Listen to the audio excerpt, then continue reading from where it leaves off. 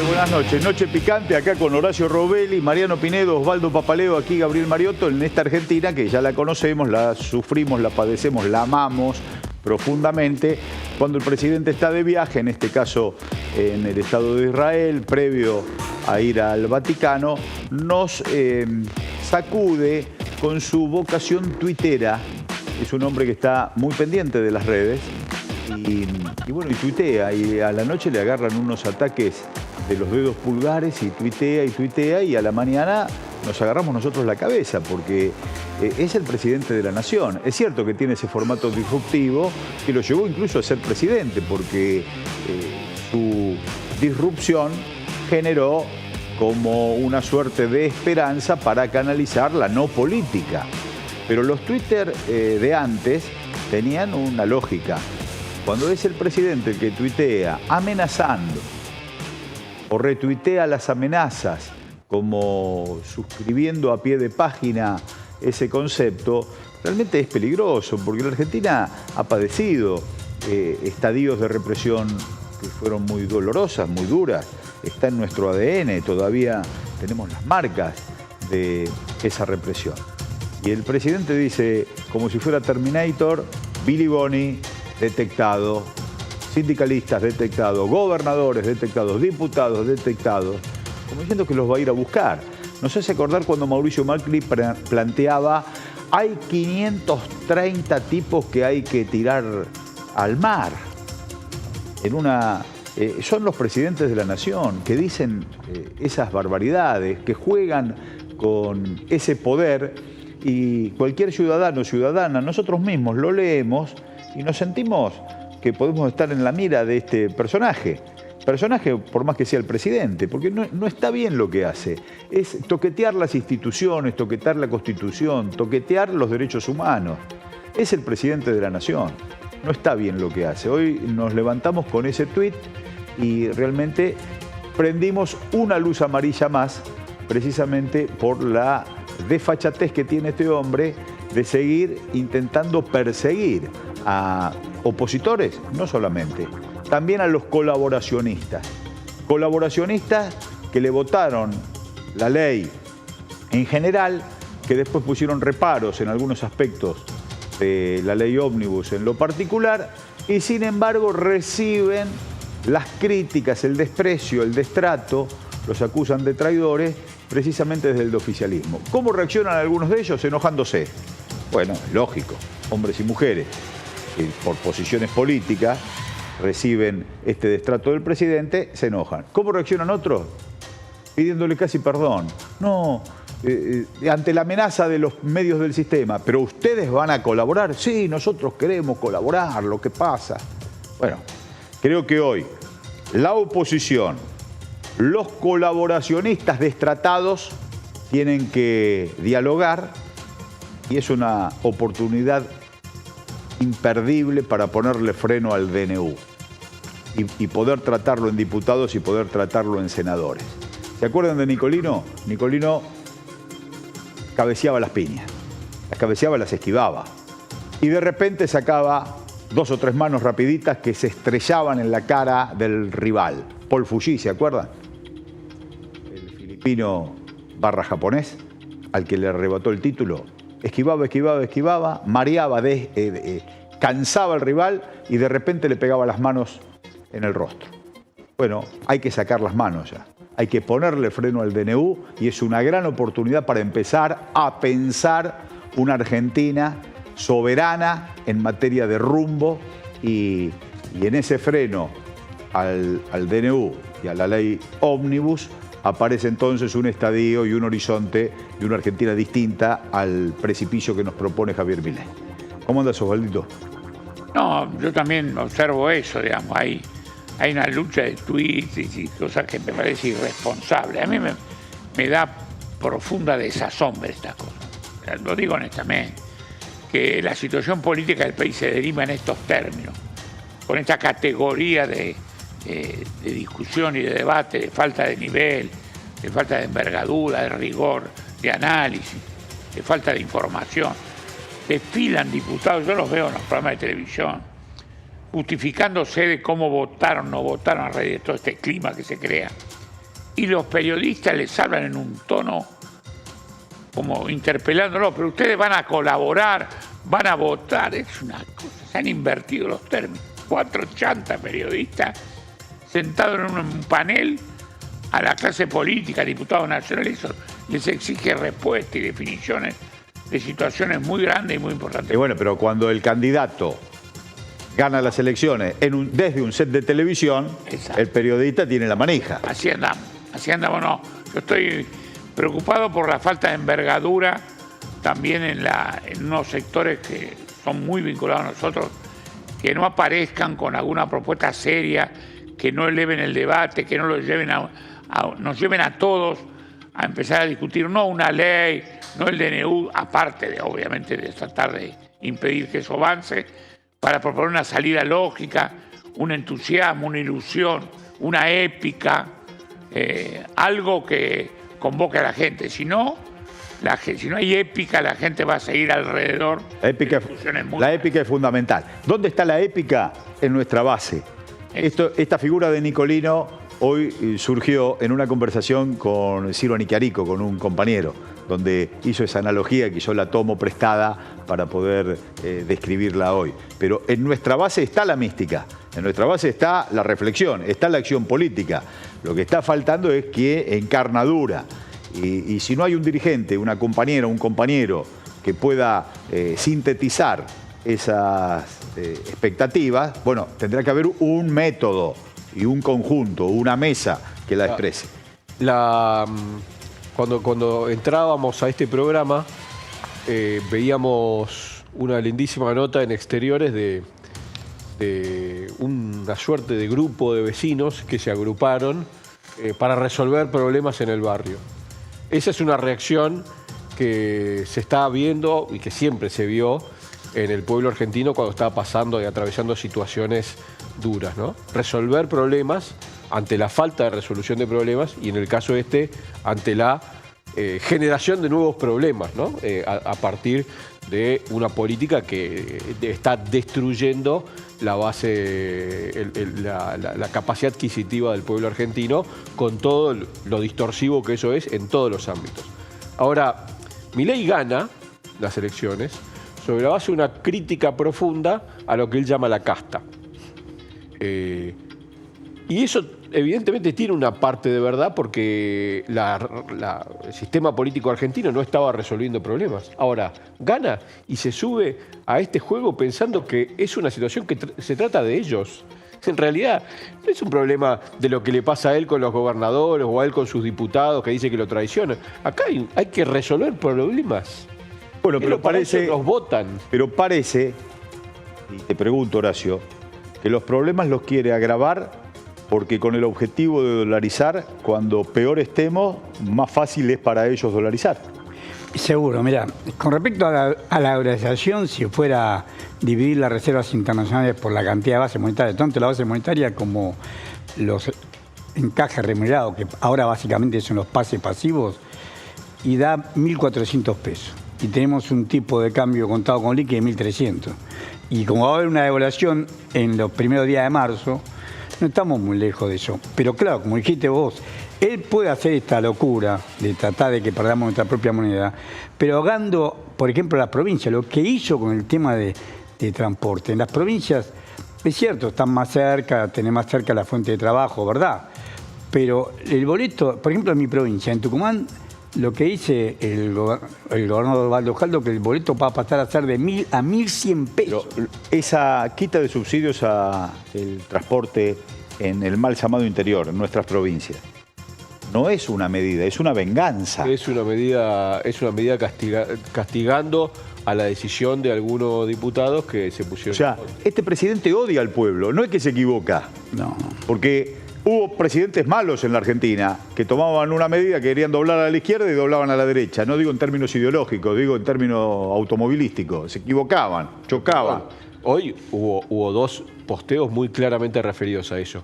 Uno, el pasaje bíblico, que es el paisaje bíblico en el que Moisés castiga a su pueblo. Por los que se quedaban adulando al becerro de oro.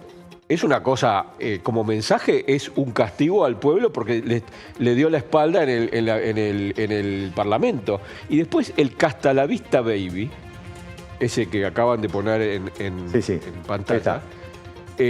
"Hasta la vista, baby" era la frase que decía Terminator antes de matarte. Claro, claro, ahí está apuntando. O sea, hay que poner un límite en la simbología porque vos no podés ponerte en decir... bueno, por supuesto que Terminator es una persona que estaba destinado a matar a la humanidad, digamos, ¿no?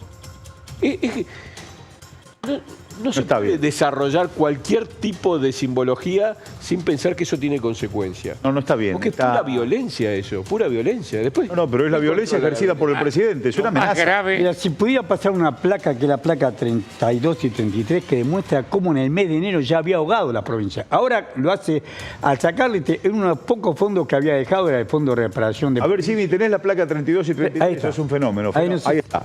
Transferencia provincia. Fíjate, esta es la comparación de enero del 23 contra enero del 24. Fíjate la reducción en el Fondo Nacional de Incentivo Docente. Estamos hablando en términos nominales. O sea, la misma plata en términos de millones de pesos. 51. Es mucho más con la devaluación. Por eso. O sea, baja 10% en términos nominales. Menos guita física y con una devaluación brutal en un año. Programas que levantó, por ejemplo, el Fondo de Fortalecimiento Fiscal de la Provincia de Buenos Aires, las transferencias a las cajas previsionales provinciales. Él no solamente pisó por la forma de que se ajusta la jubilación a los jubilados nacionales del ANSES, sino que no le transfirió la plata a las provincias. Las provincias tuvieron que ingeniársela, no sé cómo habrán pagado la jubilación. En el caso de la provincia de Tucumán, pudieron pagarla porque más o menos estaban alquilados y porque más, antes de irse, una poca cosa que una que hizo, le giró la plata. Le giró plata, sí, anticipando la jugada al vacío de caja. Al vacío de caja, por eso es algo, pero no sé cómo van a hacer ahora en febrero. En diciembre y enero pudieron cumplir gracias a esa transferencia que había hecho Massa. Ahora no van a poder.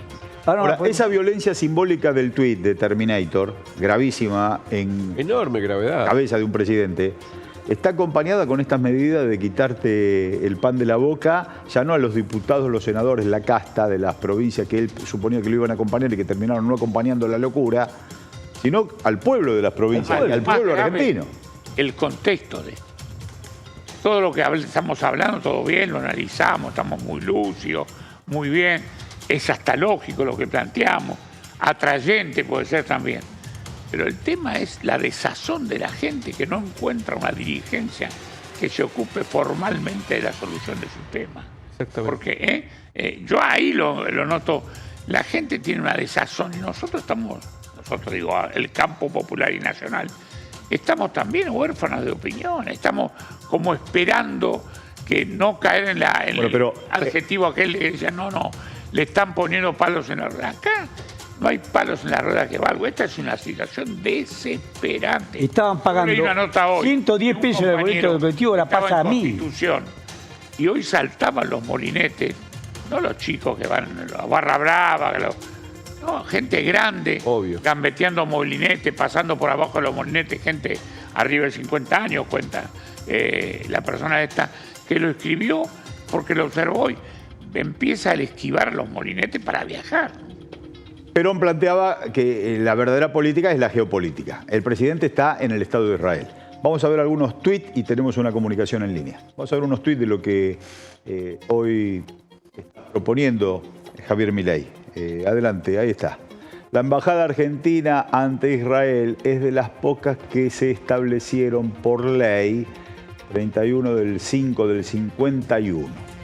El artículo 2 establece que se crea la legación con la delegación, ¿será? No, delegación. La delegación con sede en Tel Aviv. Si la quieren relocalizar en Jerusalén, tienen que pasar por el Congreso, dice Carly Bianco, que es el ministro de Gobierno de Axel Kicillof. Mala semana para ser Javier Milei. Claro, porque él declaró ni bien llegó a la visita a Israel, que quiere cambiar. Claro, este es más latón, donde decodifica un mensaje, un tuit que hace Javier Milei apelando a la Torá en el Antiguo Testamento, bueno, capítulo 32 del Éxodo del Antiguo Testamento, es grave porque versa sobre la inconducta de los hebreos. Claro, cuando Moisés sube al monte a escribir los 10 mandamientos, tardaba mucho y los muchachos estaban un poco descreídos y bueno, construyeron un becerro de oro, adoraban al becerro, tomaban unos vinos, se ponían a bailar y viene Moisés y dice, no muchachos, acá el que tiene la sartén por el mango soy yo, ustedes son unos irreverentes, y los castiga. Entonces, Milei hace la analogía con que los 10 mandamientos estaban dentro de la ley ómnibus y los diputados que no lo votaron estaban ahí entretenidos con el becerrito. Entonces dice, ojo, que les va a pasar lo mismo que Moisés les hizo a ustedes. Bueno, la verdad, hay un mesianismo que también forma parte de la perversión, ¿no? Y bueno, de algunos gobernantes. En ese sentido, Ramiro Marra, en la lógica, en el callejón de los mesiánicos, también decía alguna cosita que vamos a escuchar. Sí, un grupo terrorista. Yo soy de los argentinos de bien y soy de los ciudadanos del mundo de bien. Sí. Los ciudadanos del mundo de bien no son terroristas, están constituidos. No estoy hablando de Hamas. Están constituidos sobre estados y soy amigo del Estado. Ramiro Marra, y entiendo que el presidente tiene una ideología parecida a la mía, sí, o casi similar. Sí. Somos amigos del Estado. Bueno, Carlos Raimundi, exdiputado nacional, embajador argentino ante la OEA en el gobierno de Alberto Fernández, en el último gobierno de Alberto del 19 al 23. Hoy tuvo una reflexión que la compartió en tweet, en X, precisamente sobre la posibilidad de mudar la embajada de Tel Aviv a Jerusalén. Y aclaraba lo que eso significaba, por eso lo convocamos y lo saludamos desde Extra TV, Noche Picante. Te saludamos, Carlos, aquí te estamos viendo por Zoom. Horacio Robelli, Mariano Pinedo, Osvaldo Papaleo, Gabriel Mariotto, te pegamos un fuerte abrazo y te escuchamos reflexiones al respecto. No, un gusto muy, muy grande poderlos ver juntos y poder conversar con ustedes. Gabriel, la verdad, un placer y un honor, y con todas las ganas de haber vuelto al país con todo, ¿no? Así que, no, mirá, es terrible todo lo que está pasando es terrible, tanto en el plano interno como en el plano externo, pero si se trata de esto, es cierto, no va a poder trasladar la embajada porque hay una ley y la tiene que derogar con otra ley, y la verdad que no es una buena semana, no es una buena circunstancia parlamentaria para el presidente, pero ya el gesto nomás, pero de todas maneras él lo había preanunciado, ¿no? Ninguna de estas cosas es una sorpresa. Él había dicho claramente de su alineamiento incondicional con los Estados Unidos y con Israel. No sé, ahora se me ocurre, Estados Unidos e Israel. Es la decadencia en el plano de la geopolítica mundial de los Estados Unidos, que a mí me parece que es más trascendente aún que los Estados Unidos, sino del esquema noratlántico, ¿no? De ese eje Estados Unidos, Bolsa de Londres, que representó durante tantos años la hegemonía del capitalismo financiero globalizado, y que ahora se encuentra en un problema de economía interna muy, muy difícil, que a mí me tocó vivirlo en carne propia mientras viví en ese país, pero además agravado porque no pueden sostener las guerras. No pueden sostener las guerras. Ya tenían la guerra de Ucrania y les resultaba muy, muy difícil sostenerla financieramente. Ellos apostaron a que el capitalismo se reanimaba fortaleciendo el aparato militar industrial, el complejo militar industrial, y lo que está dando como consecuencia es que están incrementando los presupuestos militares, pero a costa de una recesión interna muy grande, sobre todo en Europa, de una crisis inflacionaria, energética, presión social, todo lo que eso representa, crisis migratorias, bueno, una cantidad de problemas. Ese mundo decadente y la decadencia ética que representa que un gobierno como el de Benjamín Netanyahu las propias Naciones Unidas le digan que está al borde de cometer un genocidio, que es lo que está haciendo en la franja de... Claro, de Carlos, a esa mirada que por supuesto compartimos, en donde está Ucrania como el epicentro de una de las guerras, le sumamos Taiwán y le sumamos estos episodios bélicos en Gaza, más la guerra civil enunciada en los Estados Unidos, donde Texas y 21 estados están cuestionando al Estado Nacional, donde hay una bronca que no aparece en los medios de comunicación aquí, pero que es una tensión muy grande precisamente en el propio Estados Unidos, donde esta crisis entre globalistas y continentalistas está estallando en episodios bastante feos, precisamente de local allá en los Estados Unidos. Bueno, lo que pasa es que cuando llega un punto límite, el capitalismo tiene un solo objetivo y un solo motor que lo anima, que es la maximización y la velocidad de la reproducción de la red.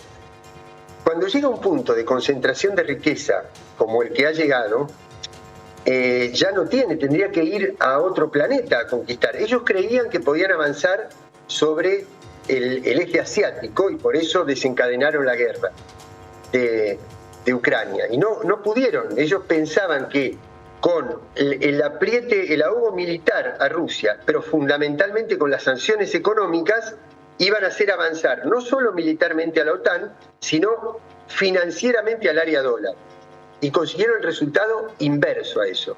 Problema, o sea, un quede y un fracaso en lo militar y un incremento del área de las monedas alternativas en el comercio internacional en retroceso o en detrimento del dólar. Entonces, ¿qué sucede? Implosiona. Es decir, se generan las grietas al interior de un bloque que había llegado al punto límite en la concentración de la riqueza y en la catástrofe climática. Entonces, tenemos estas consecuencias. Bueno, a esos dos puntos de decadencia, que son Estados Unidos e Israel desde el punto de vista ético, de lo que le está mostrando que está haciendo con los seres humanos, con los crímenes de lesa humanidad, ese es el eje de la política exterior de Milei. Y se expresa de dos maneras. En el aspecto global, en haber renunciado a los BRICS, que es donde está el mundo emergente, ¿no? Y desde el punto de vista regional, tomando distancias de Brasil, lo cual impide que América Latina pueda actuar como un bloque homogéneo, alternativo o autónomo, digamos. Esto tiene algunas consecuencias. Una, que viéndose derrotado el sector del capitalismo financiero global, aprieta más. Y nos está apretando mucho desde el punto de vista financiero, pero no solo financiero. Vos fíjate que todos estos problemas con el narcotráfico que están sucediendo en Ecuador, en México, la presión sobre Petro en Colombia y el alineamiento de la Argentina implican un refuerzo, digamos, de la presión con el Comando Sur, etcétera, todo lo que ustedes ya saben. Así que... No, pero está muy bien, Carlos, está muy bien lo que estás diciendo. Yo creo que nos ilustra mucho, porque ahí donde están las operaciones del narcotráfico, ahí está el Comando Sur. Ese ruido que hay en Ecuador, está el Comando Sur. De hecho, ya desplegó sus tropas ahí. Y en Colombia, después de las operaciones de narcotráfico, hay 8 bases norteamericanas. Y las hipótesis de conflicto en América Latina precisamente son narcotráfico y terrorismo. Y bien, gracias, los bienes naturales. Entonces, ahí está el Comando Sur. Por eso esa crisis entre globalistas y continentalistas que se da en el propio seno del propio Estados Unidos. Claro, y cuando nosotros podíamos representar un bloque autónomo de poder que se retirara de ese esquema que está en declive en el mundo y poder avanzar junto con el bloque emergente, renunciamos a eso. Por eso criminal lo que ha hecho el que accidentalmente representa al presidente de la Argentina. Pero te quiero decir una cosa, es tan de manual, además, lo que está sucediendo, que hoy tenemos las acusaciones de narco contra López Obrador, el problema que está sufriendo Ecuador, la presión sobre Colombia, el fantasma que hay sobre algunas regiones que pretenden ser zonas liberadas en la Argentina y demás, tiene por objetivo reemplazar el esquema de la corrupción en la obra pública, es decir, hasta hace poco era Odebrecht y obra pública, corrupción, ahora es narco, como una nueva fase de la cuestión del lawfare. Así que es el problema grande, Gabriel, que tenemos y que a mí me tocó sufrirlo mientras estaba afuera, es que no todos nuestros compañeros que representaban los puntos de decisión en política internacional estaban convencidos de esto. Y quiero decirte una última cosa que no me parece menor. Vamos a suponer que nosotros, por milagro, por un instante, imaginemos que recuperamos el gobierno, que recuperamos el control sobre YPF, sobre el Fondo de Garantía de Sustentabilidad, ¿no? Todas las cosas que ellos quieren ir entregando de a poco, el litio, etc. Si nosotros no definimos una nueva inserción geopolítica de la Argentina, por eso yo luchaba tanto para que la Argentina definiera una manera de inserción geopolítica independiente. ¿Qué es lo que nos va a suceder? Creemos que vamos a recuperar el control sobre eso, pero no vamos a poder salir del esquema de litigiosidad internacional. No vamos a poder salir del CIADI, de los juicios de Griesa y de los tribunales de Nueva York, de BlackRock, de todo eso. Quiere decir que nosotros no solamente tenemos que declarar que vamos a hacer otra política, sino salir de un sistema para ingresar en un sistema autónomo de integración al mundo. Esto es absolutamente fundamental. En el medio de esto, ¿qué hace este hombre? Amenaza, provoca que va a desplazar la embajada a Jerusalén, con lo cual se está involucrando en un problema geopolítico innecesariamente. Pero está dando una señal, porque yo creo que eso tiene un mensaje hacia adentro también, que es, conociendo los vínculos que tiene la ministra de Seguridad y su alter ego, Luis Petri, que tomó defensa, es decir, cuando vos juntás seguridad interior y defensa nacional, ¿qué es lo que hiciste? Volver a la doctrina de la seguridad nacional. Bueno, perdón, Carlos, y ahí está en el gobierno el espacio que tiene como jefe al Comando Sur. Porque están los recursos naturales. Entonces es todo un esquema. Por eso cada medida de política interna tiene su espejo en política exterior en este gobierno. Exacto. La cuestión del Atlántico Sur, la entrega del litio, el esquema de privatización de empresas, el ajuste pedido por el Fondo Monetario Internacional, la expectativa de que iban a recibir dólares. Yo he escuchado legisladores y dirigentes diciendo, con las señales de ajuste que estamos dando y de liberalización de precios, etcétera, y de condescendencia con la Cámara de Empresarios estadounidenses, vamos a recibir financiamiento externo como sucedió en la etapa de los 90, no dándonos cuenta que el contexto internacional, que la disponibilidad de recursos financieros en el capitalismo globalizado no tiene nada que ver con la etapa expansiva que había en los 90. Quiere decir que no va a haber.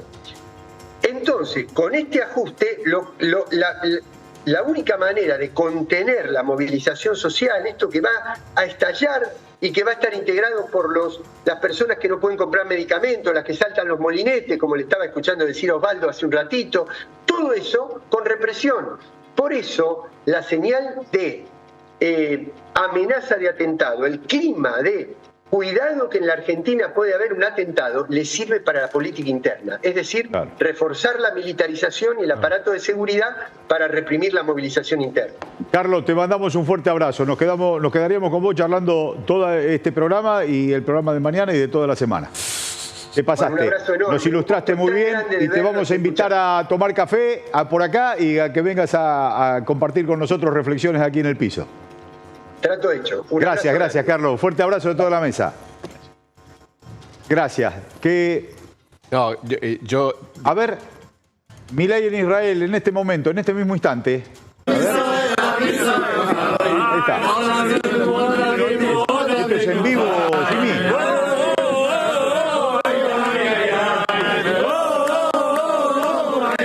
Hace unos instantes.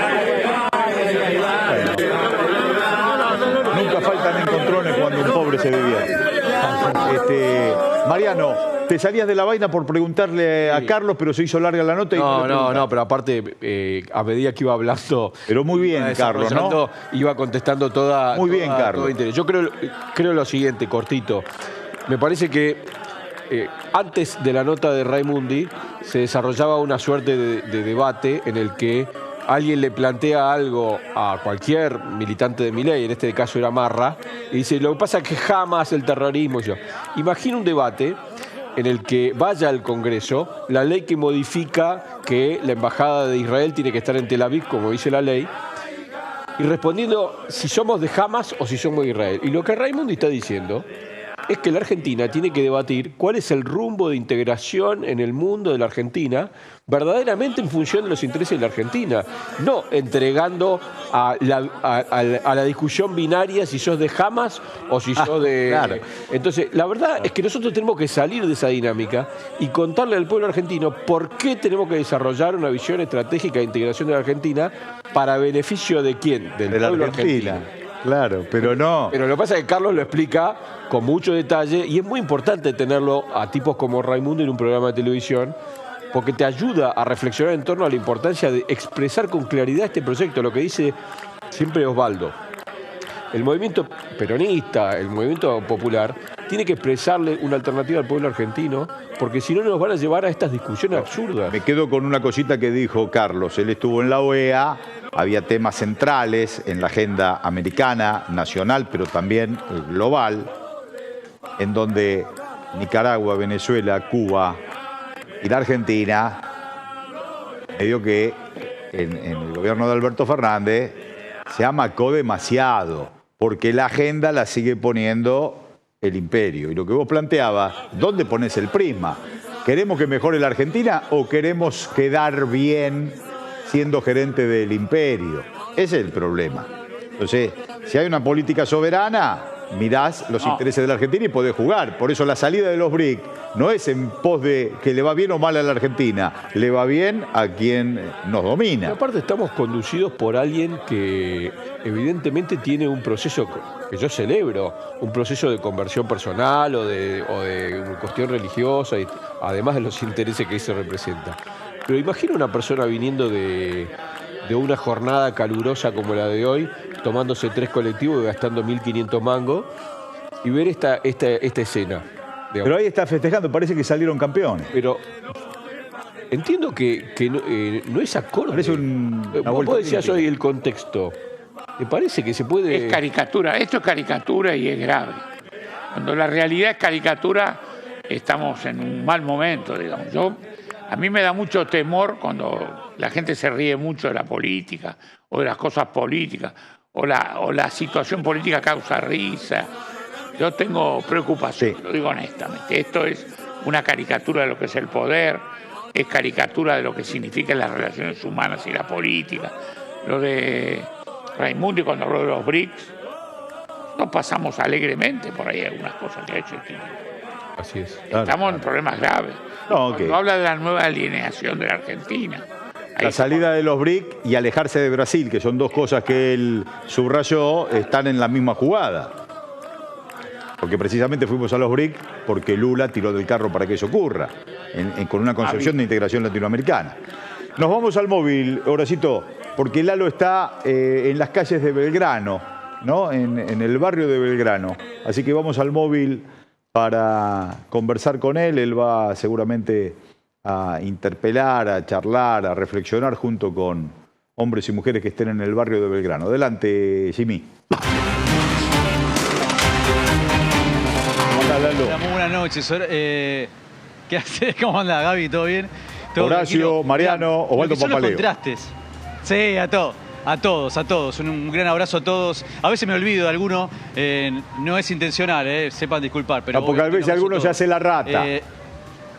Claro, todos queremos No que me nos quiero equivocar. nombres. ¿Dónde estás en Belgrano? ¿Barrio Chino es eso? Vivir al barrio chino, estoy sobre Arribeños. ¿Cómo cambió este barrio? Fíjate lo paradójico de todo esto, ¿no? Hace un rato estuvimos haciendo un móvil con gente necesitada en la calle y ahora estamos viendo un poco el contraste de todo esto porque hay gente obviamente que consume, que viene a comprar, que viene a muchos turistas obviamente a pasarla bien. Bueno, mira, hay un chico que está tocando en este momento artista callejero. ¿Te puedo hacer una pregunta cortita? ¿Cómo estás, viejo? Muy bien. Aprovecho porque vos sos la postal de este lugar, ¿viste? Sí, hay muchos turistas que vienen, pero obviamente a ellos les vamos a preguntar por ahí, qué sé yo, nos van a decir que está todo bien, están de vacaciones. Sí. Pero vos, ¿cómo le estás pasando a la realidad argentina, no? Que te atraviesa. Y yo la lucho, pero bien. ¿Sí? Sí. El tema del colectivo, viste que, bueno, ahora todo el mundo está con este tema, 270 pesos el mínimo. Sí. ¿Cómo lo estás viviendo? Es decir, ¿te afecta en el bolsillo? ¿Está bien que se aumente el colectivo en esos valores? Afecta. ¿Afecta? Sí. ¿A vos cómo te afecta? Y como a la gente que por ahí no tiene tanto dinero. ¿Y está bien que se aumente el colectivo? Yo creo que no. ¿Y ahora, che, se recauda o no se recauda? ¿Algo la gente te da? Y acá a la noche sí, si haces bien las cosas, sí. Mirá. Bueno, te dejo seguir tocando. Dale, ¿Cuánto hace que estás acá? Y ya hace unos años, sí. Sí. Ah, bueno, pará, voy a aprovechar, ¿sabes qué? Porque hay otro artista acá. Gracias, ¿eh? ¿Cómo te llamas? Gonzalo. O sea, pará, ¿querés dejar un Instagram, algo? No, gracias. Ah, bueno, gracias, igual. Mirá, hay otro, me quedé con la idea de un artista callejero también que estaba acá, que le voy a preguntar también, mirá, no pensaba hablar con ellos, pero voy a preguntarles. Disculpa que te moleste. Te pregunto, estoy en vivo. ¿Cómo te atraviesa la realidad argentina? El tema de los aumentos y demás. Vos que estás acá trabajando como artista, ¿no? Y bueno, hay que apechugarse y pasarla. Tratar de pasarla lo mejor que se pueda, reducir costos que sean secundarios y bueno, atender los costos primordiales.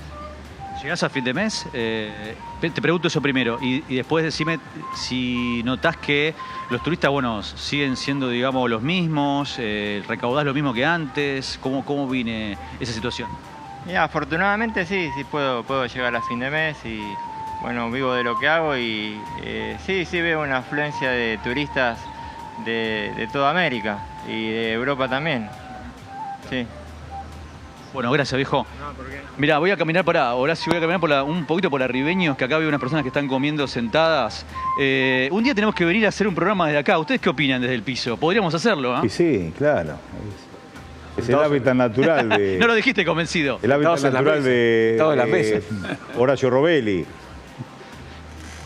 El barrio de Belgrano. Pero no lo dijeron muy convencido. Un barrio cajetilla. Nunca lo pisé en mi vida. Un barrio cajetilla para Robelli es ideal. No. ¿Por qué decís eso? Pará, le voy a preguntar cortito. ¿Cómo estás? ¿Bien? Bien. Todo bien, acá comiendo algo, tranqui. Bueno, ustedes son unos pocos que pueden disfrutar. Hay mucha gente que, bueno, la está pasando mal. Recién veníamos acá de Barrancas Belgrano que... Está complicada la cosa, sí, la verdad que sí. Hay que trabajar, no queda otra, seguir adelante y bueno, estamos de vacaciones, así que bueno. Ah, bueno, a gastar entonces. A gastar un poco, sí. ¿Son de acá o...? De San Fernando. De San Fernando. De San Fernando, sí. ¿Y cómo les afecta? ¿Viste el tema del aumento de colectivo, 270 pesos el mínimo? Sí, carísimo. Sí, cargamos ayer y bueno, y tratamos, viste, de llevarla. No queda otra, ¿no? Difícil porque hicimos un cálculo más o menos de cuánto gastamos por mes. Casi 30.000 pesos se sube. Él se toma 2 colectivos prácticamente. Más para ir a trabajar y todo, viste. Pero bueno, hay que seguir, no queda otra, hay que trabajar. ¿Sienten que por ahí en algún momento, no sé, van a tener que, no sé, optar por otro medio de transporte, o sea, bicicleta? Sí, no queda otra, sí. La manera, viste, ahorrativa de moverse, pero bueno. ¿Está bien que se aumenten los servicios? Para mí está mal. Es muy de golpe todo, viste. En tan poco tiempo, muy de golpe, pero bueno. Muchos golpes seguidos, uno tras otro. Mucho aumento de golpe repentino, viste, pero bueno. Uno trabaja y hay que sacar a la familia adelante, ¿viste? Pero hay que pensar también en los que no tienen, ¿viste? La verdad que yo veo en la calle, la verdad la están pasando mal. La están pasando mal y te da un poco, ¿viste?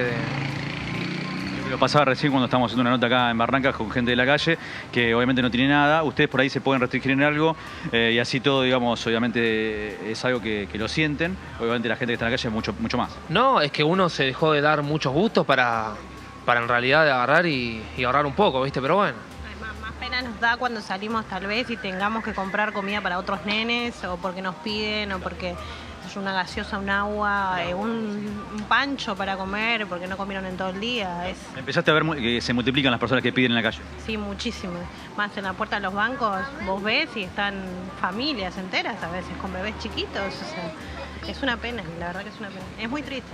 Chicos, lo dejo comer, ¿eh? Dale, campeón, muchas gracias. Sí, muchas gracias, Lalo. Cuídense. Muchas gracias. Muy buenos testimonios, los dos compañeros, artistas callejeros, digo compañeros por una cuestión de identificación con sus trabajos, ¿no? Tan lindo ese arte, el pintor, el tocaba la flauta traversa. Y bueno, una familia de trabajadores que están de vacaciones y se dan un gusto, con esfuerzo. Pero está brava la situación, en todos los planos está brava. Te das cuenta, nosotros acá hacemos como una suerte de apuesta, este votó a Milei, este es opositor, este no votó, este está desencantado, claro. Este votó, pero ya no importa. Pero son todos los testimonios válidos y bueno, del conjunto sacamos nosotros nuestras conclusiones. Pero está muy bien los testimonios porque son espontáneos. Testimonio espontáneo ilustra, ¿no? Está muy bien, Gaby. Gracias, Lalo, sos un capo. Fenómeno, un abrazo ahí al cámara también. Dale, el capo sos vos. Acuérdense, hay que armar algo acá, ¿eh? Dale, armalo. Armalo que desembarcamos en cualquier momento. La palabra. Dale. Gracias, Lalo. Tenemos las placas de Horacio Robelli. Este es el momento Robelli de la noche. Lo que pasa es que el problema era, hoy en todo el país, en las 23 provincias, había paro llamado por la UTA, por la Unidad de Transporte Automotor. Paro, ¿por qué? Porque las empresas no le pagan a los trabajadores, a los choferes. Y se está raleando muchísimo, cuando empieza a aumentar el combustible, se ralea mucho la frecuencia de los colectivos. En las provincias no son las distancias que están acá, pero igual, te deja varado una hora, claro. Tenés que esperar una hora el colectivo. Porque Tucumán tiene su conurbano, Mar del Plata tiene su conurbano, Paraná tiene su conurbano, Rosario tiene su conurbano. Hay múltiples conurbanos, si bien las distancias son más chicas en algunos casos, pero hay ciudades muy grandes. Al cortarle este subsidio, este fondo que es un subsidio para que puedan pagar el boleto, es un subsidio a las empresas para que puedan tener un boleto accesible a la población. En Tucumán, ya lo dijo el gobernador, se va por lo menos a 1.000 o 1.100 pesos el boleto de colectivo. Pero, por ejemplo, en la ciudad de Buenos Aires, el boleto en diciembre estaba a 53 pesos y ahora al mínimo 270 pesos. Aumentó un 400%.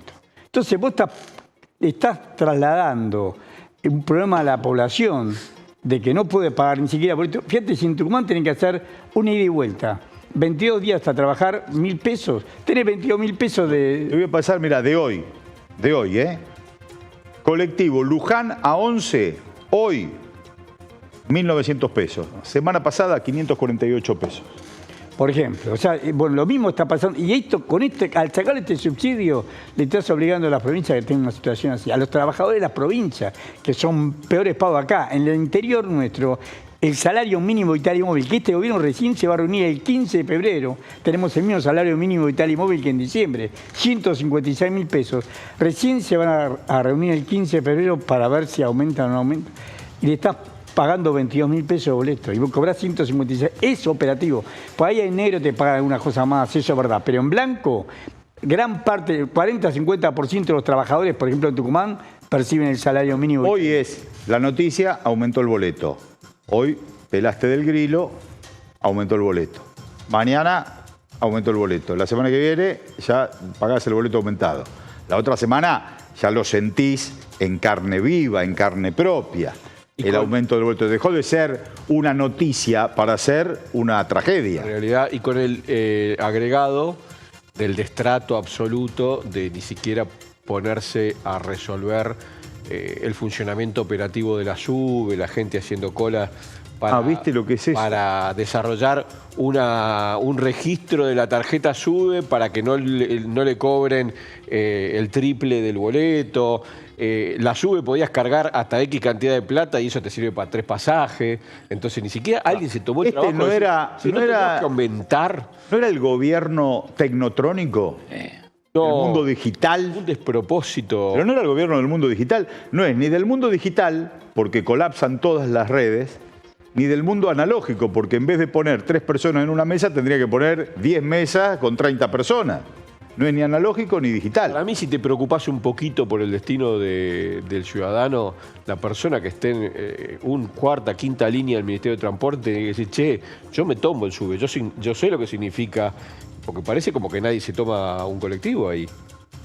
Lo tenemos a el amigo Alejandro Banoli. Ya lo estamos buscando. Perfecto. Yo lo que quería agregar es lo siguiente. Ayer hablábamos de la mala fe del gobierno con los comedores y merenderos comunitarios. Bien dijo Osvaldo que el gobierno trata de cambiar el paradigma en vez de que sean algo que había hecho bien el gobierno. Mal o bien, el gobierno anterior había organizado con los planes de potenciar trabajo más de 40.000 comedores y merenderos en todo el país, 10 millones de platos por día. Y 10 millones de platos por día y 4,5 millones de personas asistidas. Estos son los datos que había hecho el relevamiento el Registro Nacional de Comedores y Merenderos Comunitarios, el RENACOM. 4,5 millones de personas que lo estaban haciendo bien, pronto viene este gobierno, no les pasa un peso, no les pasa y está financiado por el BID. O sea, ni siquiera que no tengo plata, tiene una asignación específica que le da el Banco Interamericano de Desarrollo, le pone la plata para financiar este plan. O sea, no usan los dólares para asistir a la población y sin embargo empiezan a hacer arreglos, como decía bien ayer Osvaldo. Yo no digo que lo puedan hacer bien o no lo puedan hacer mal, pero ya estaban haciéndolo. Algo que estaba funcionando, lo rompés para que lo haga la Iglesia Evangélica, la haga CONIN. Es hacer eso para difundir la imagen de que los que lo hacían antes se quedaban con un pedazo del sacrificio del envío de plata, de los alimentos. Es crear la duda de la solidaridad, del trabajo. Porque vos lo contabas, los trabajadores de 78.000 pesos. Ganaban 68.000 pesos para atender los comedores. Casi todas son cocineras mujeres. Era una actitud solidaria, espontánea. Hay que echar dudas sobre eso. Hay que echar dudas sobre las buenas características de la población, del general de la población. Porque echar dudas para demonizar. Acá hemos entrado en la demonización del otro como elemento de gobierno, como elemento de conversación y de establecer relaciones. En la lógica, el individuo por sobre la comunidad, que es lo que profesa la ideología libertaria y la de Cambiemos en algún aspecto muy significante, hay que ver cómo reacciona el futuro destino de Javier Milei, que es la llegada al Vaticano. Porque precisamente van a chocar dos culturas. La cultura del individualismo vinculado al descarte y la cultura de la comunidad expresada por el Papa Francisco, tanto como arzobispo de la Ciudad de Buenos Aires, como cura jesuita y ahora como Papa. Alejandro Banoli fue director del Banco Central y es un economista y es un gran amigo de muchos de nosotros. Aquí estamos saludándote, Horacio Robelli, Mariano Pinedo, Osvaldo Papaleo, Gabriel Mariotto. Alejandro, te damos las buenas noches y te consultamos primero sobre un panorama general de cómo estás viendo la situación económica en la Argentina y después te vamos a ir haciendo algunas preguntitas. Buenas noches, Alejandro. Bueno, buenas noches, un gusto el equipazo que hay ahí. Bueno, la verdad que en franco deterioro, ¿no? Creo que si repasáramos una a una las variables económicas y uno a uno el bolsillo de la gente, vemos un empeoramiento total y absoluto. Y creo que es importante, creo que la gente que escucha tu programa en general lo sabe, pero que esto no es producto de algo necesario o por lo que haya que pasar, sino que tiene que ver con una política deliberada. Por cierto que había problemas, por cierto que el gobierno de Alberto Fernández tuvo muchas limitaciones y cosas que no resolvió, pero evidentemente acá hay un plan perverso, un plan inflacionario que está licuando los salarios, un plan que incluye la venta de los activos de la patria y un castigo formidable, totalmente visible sobre los sectores populares y sobre los sectores medios, y me parece que si alguien tenía una duda, fuera de las medidas de estos 2 meses, la actitud que ha tomado estos 2 días, que repercute en el bolsillo popular, y no me refiero solamente a los ingresos, sino a las colas y a todo lo que está sufriendo la gente para poder pagar menos con una SUBE, creo que radiografía de manera muy clara lo que representa este gobierno, que beneficia a muy pocos sectores y ha tomado un rumbo muy claro que va a requerir de mucha conciencia popular y de mucha acción para poder frenar la entrega del país y el vaciamiento de los bolsillos del pueblo. Lo que nos asombra es que no son medidas que al gobierno le sale mal, por eso producen el efecto no deseado, sino que el gobierno busca este efecto. Todo lo que hacen lo hacen a conciencia. Parece que cuanto peor esté la situación social, mejor para sus objetivos. Pero en ese clima feo que estamos viviendo en estos 40 días, que parecen 40 siglos, también aparece en el horizonte una futura devaluación. ¿Es posible que eso ocurra? Absolutamente, ¿no? A ver, están queriendo inducir una neoconvertibilidad o una dolarización, y esto tiene que ver con una cuestión muy simple, ¿no? Cuando hay expectativas de devaluación y cuando hay, una inflación de mínima del 20%, con una tasa de evaluación del 2%, y cuando se pone la tasa de interés en niveles negativos, claramente se están dando señales de dolarización.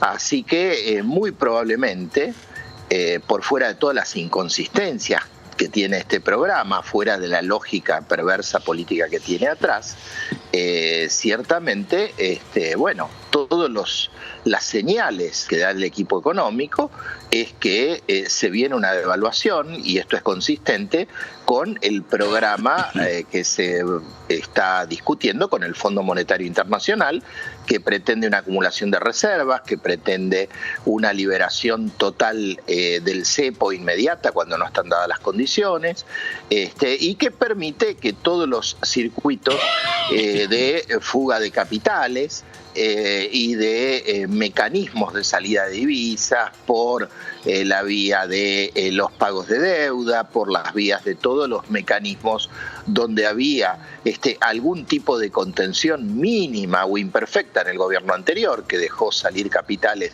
en gran medida, pero que había por lo menos alguna contención. Evidentemente lo que viene claramente no es un modelo donde van a entrar divisas por exportaciones productivas o por inversiones genuinas, en un modelo que claramente no contiene una perspectiva de desarrollo nacional que así lo va a indicar, sino que solamente, en cuestiones de enclave, en sectores de altísima renta que están en vías de ser privatizados, si es que no lo son, o extranjerizados. Claramente estos modelos siempre, Gabriel, lo hemos vivido, todas las experiencias, por lo menos podríamos historiar 3, ¿no?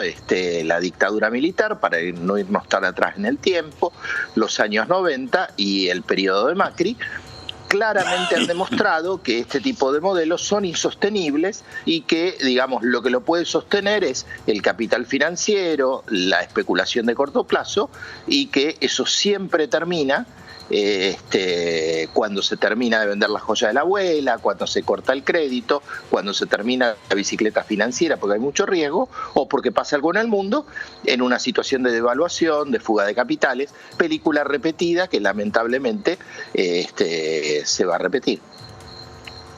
Alejandro, buenas noches. Osvaldo Papaleo te habla. ¿Cómo andás? ¿Qué tal, Osvaldo? Buenas noches. Mira, yo en cuando se habla de este plan y el DNU, se hablaba muy alegremente de las inversiones extranjeras. Y leí un escrito tuyo muy interesante, yo soy bastante seguidor de tus publicaciones, sobre las actitudes que tuvo la Unión Europea respecto al control de las inversiones extranjeras. Me interesaba ver si podíamos darnos un panorama, algo decirnos sobre este tema. Sí, cómo no. A ver, es muy interesante, ¿no? Porque muchas veces los sectores conservadores o neoliberales nos dicen que hay que imitar lo que hace el mundo, ¿no? Y podemos conceder, más allá de estar en total desacuerdo, que en los años 90, o cuando Menem estaba en el gobierno, el mundo iba hacia una apertura, hacia una globalización y a una liberalización. Claramente esto no es así.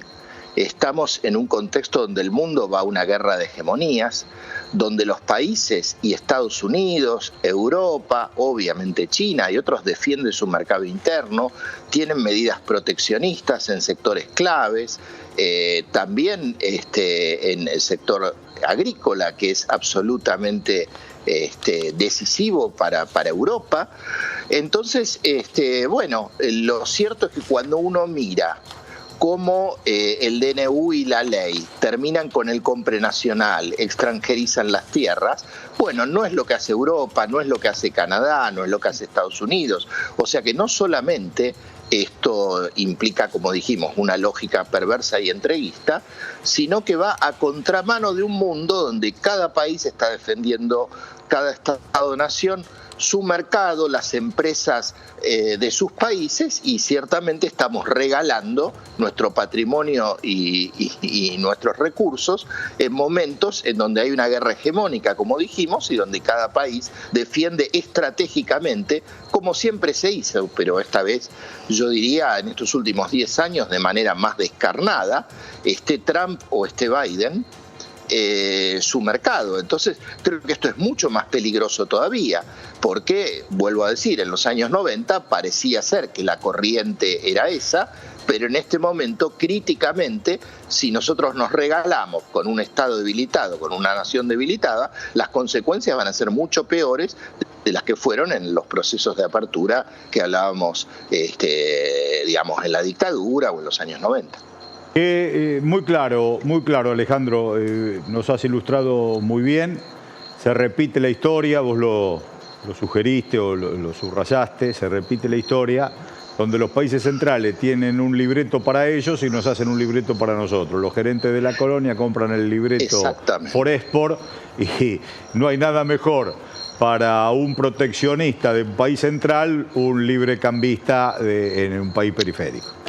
Así es. Te mandamos un fuerte abrazo, Alejandro. Te vamos a invitar. Esperemos que puedas venir a dialogar acá con nosotros, a escucharte con mucha atención y poder reflexionar juntos. Para mí un placer. Bueno, tienen un economista de lujo como Robelli ahí, así que sí, sería. Solo para porque somos amigos, Alejandro. Así que con mucho gusto los acompaño algún próximo día. Gracias Alejandro. Gracias. Bueno, nosotros, un abrazo grande. Un fuerte abrazo. Nosotros mañana no vamos a venir porque el viernes de esta compañía hay descanso. Una pelea muy grande gremial que hicieron allá en 1904. Con las 8 horas. Con las 8 horas. Y el descanso. El descanso dominical. Coincido con el descanso dominical y el viernes descanso de compañía. Coincido con eso y coincido con la opinión de Vanoli respecto de nuestro Robelli. Pero porque muchas gracias, es un amigo de muchos años. Nos vemos el lunes, si Dios quiere. Hasta el lunes. A todos. Gracias, un abrazo. Nos vemos el lunes.